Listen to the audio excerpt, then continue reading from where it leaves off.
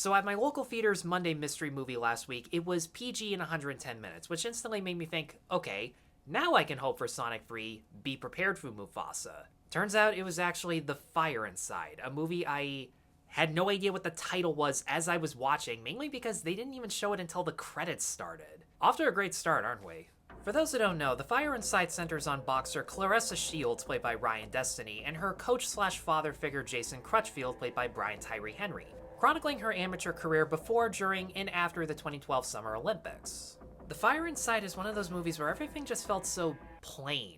The acting wasn't necessarily bad, the direction wasn't poorly done, and the story itself could be inspiring, but nothing stood out or seemed as important as it should have been. And for a while, I thought the pacing was the only real issue with the film, but one that was big enough to ruin everything else, because within the first 5 minutes, we see Claressa walk into this coach's gym, spar with the most douchey kid there. We get a brief glimpse of her troubled home life, and after this, coach asks his wife, "What do you think about women boxing?" It cuts away to 5 years later where she's already going to tournaments, she's at top of her game, all the boys that used to make fun of her are now cool with her, and I just thought to myself, wow, that was quick. No montage of her growing up, learning through trial and error, becoming more skilled and confident. Just like that, she's instantly beating up people twice her age and going to the Olympics, which, I mean, it's cool that it happened in real life, but in a movie, it just felt so glanced over. There's another set of scenes immediately afterwards where she's going out with a boy, being kicked out of her house, moving in with her coach, going to China for tryouts, but the coach can't go with her, all in what feels like a span of 5 minutes, if not even less. The movie rushes through so many important events in her professional career, let alone her personal life, that when they actually got to the gold medal match,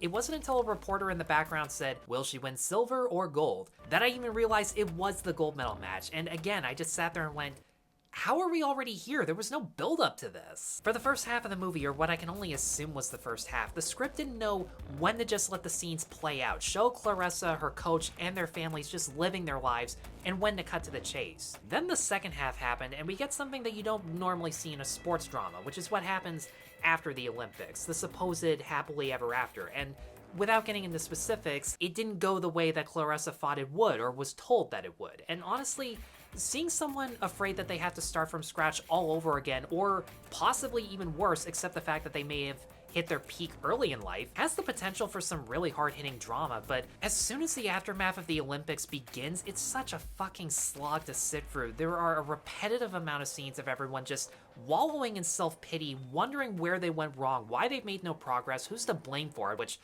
fucking get to that later. And watching Claressa's personality kind of stay the same even after all the accomplishments she's achieved made me realize what I actually didn't like about the movie. If this is as accurate to Claressa, if this portrayal is as accurate to the real life if this portrayal is as accurate to the real life if this portrayal is as accurate to the if this portrayal is as accurate to the real life why is that so hard to fucking say?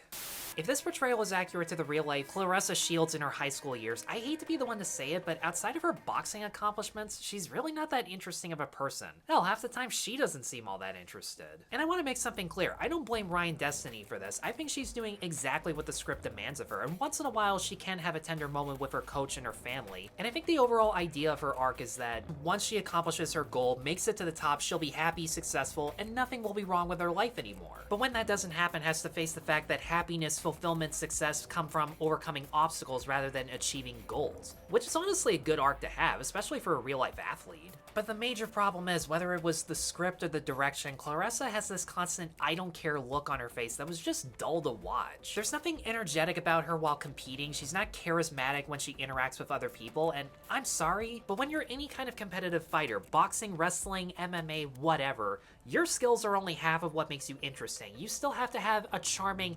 enthusiastic, or just overall interesting personality, and in my opinion, she doesn't have any of that. And if there's one thing that a sports drama has to convey to the audience, especially if it's about a real-life person, is the motive.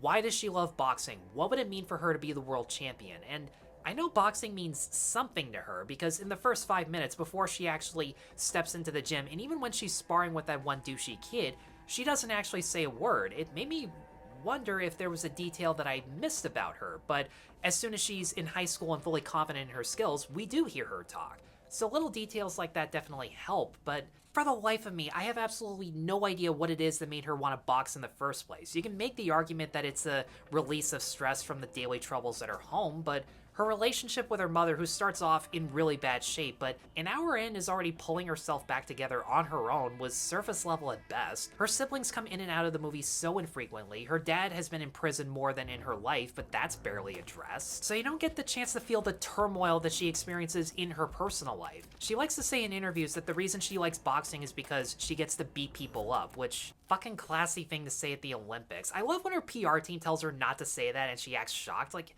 it's the fucking Olympics, not UFC. And the excuse that she gives, I'm a boxer, I'm a bully, that doesn't even make sense because in her home life, she's the one who's mistreated, and in school, she's the popular one who gets along with everybody just because of her status. You probably noticed by now I haven't actually talked about Claressa in the ring, and there's two reasons for that. One, for a movie that goes back and forth from being rushed to dragged on, there's more talk about boxing and practicing sparring matches as opposed to actually showing her in the ring. And the other reason is that the boxing matches themselves just weren't that exciting to watch. They're filmed in super close-up over-the-shoulder shots with the camera inside the ring that cuts away during some of the more crucial hits, when in reality, filming in wide shots that show both fighters with the camera outside the ring in a wide shot, like a professional boxing match, can help us get more invested in her fighting. Not to mention, we can actually tell what's going on. And even though I hate talking about shit like this, the movie demands that you at least think about or agree with its opinion on this one topic without question, which I don't because it's considerably more complicated than that. The last third spends quite a bit of time trying to commentate on the gender pay gap in sports and whether it was the reason for her career slowing down, and by commentate on it, I mean instantly assume that she doesn't have money, endorsements, or agents simply because she's a female athlete, without even asking themselves how many people in America or worldwide actually watched her matches during the Olympics. If you were to ask a stranger on the street who she is, would they answer it immediately? What percentage of women actually watch female boxing, let alone men? Who are the most prolific, profitable women in sports, and what is it they individually do in order to rake in audiences while still being true to themselves? I'm the highest paid fighter, not because Dana and Lorenzo wanted to do something nice for the ladies. They do it because I bring in the highest numbers. They do it because I make them the most money. The ironic thing is, while it tries to be feminist in its story, it unintentionally made the main male figure the most interesting, likable character in the film, because Brian Tyree Henry was really good as Jason Crutchfield and easily made this entire thing watchable for me. I wouldn't describe this as one of his best performances, don't get me wrong, but because of her family situation, he's involved with nearly every aspect of her life to the point where he actually arranges for the cafeteria lady at school to only serve her food that fits her training regiment, and naturally, decisions like that make her think he's being too controlling, which makes the occasional conflict feel natural. But the fact that he makes so many personal and financial sacrifices, works 2 jobs, loses money on her just because he sees her full potential, is willing to give her every opportunity he can, and whenever he can't be involved in the Olympics or her personal life and she has to take orders from Olympic coaches who just don't understand her fighting style, shows how irreplaceable he is to her. He was without question the most inspiring aspect of the film, and that's what The Fire Inside should have been. Inspiring. Whether it's an inconsistent script that has no idea how to pace itself, direction that's fine but completely standard, or Claressa Shields' story just wasn't interesting enough for a movie, The Fire Inside was just a chore to sit through and, needless to say, doesn't live up to its title. And with that, guys, thanks as always for watching. Let me know in the comments below what you thought of The Fire Inside. Be sure to like and subscribe, check me out on Patreon and buy me a coffee, and I'll see you all in the next review. Take care.